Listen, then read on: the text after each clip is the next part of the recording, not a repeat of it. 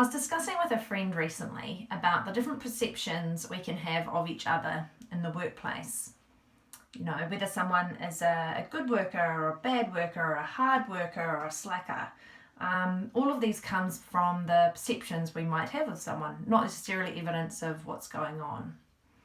And then the phrase came up, you know, perception equaling reality, and whether that still sort of applies in a digital workplace. Some people hold to that really hard. Perception absolutely equals reality. Doesn't matter what is actually happening. If the perception is something, then that's what the reality is. But I want to challenge that, particularly as we shift paradigms from traditional workplaces to the future of work. So let's look at a couple of scenarios. The first one I want to talk about is flexible working practices.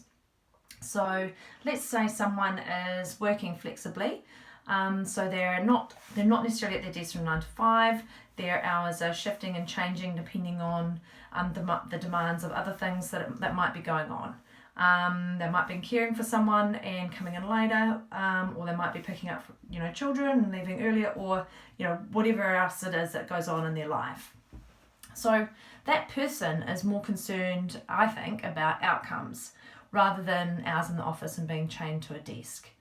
So they actually absolutely have to be performing and producing the right outcomes for an organisation, but the time they do that, should that matter? And if someone has a view of them leaving the office early as only working part-time, should that be challenged, or should that just be left to run? It's interesting because I know actually lots of full-time people who actually choose to start their days earlier and leave earlier because of just things like traffic.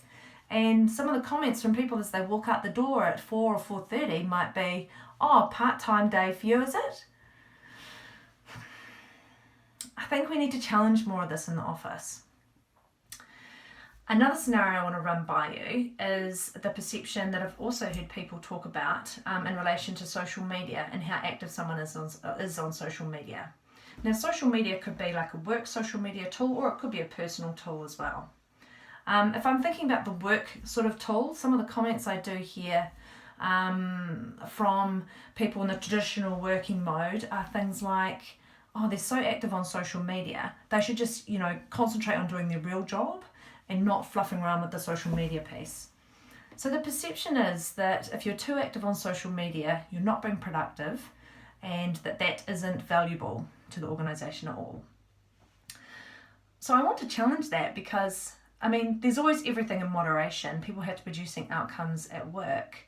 But if someone is actually contributing to the lifeblood of an organisation through asking really good questions or replying to someone else's question to help them out, then or posting on interesting articles, or just updating the organisation on things they're up to, surely that helps with belonging, building relationships beyond your natural working group, shows leadership, all of those good things.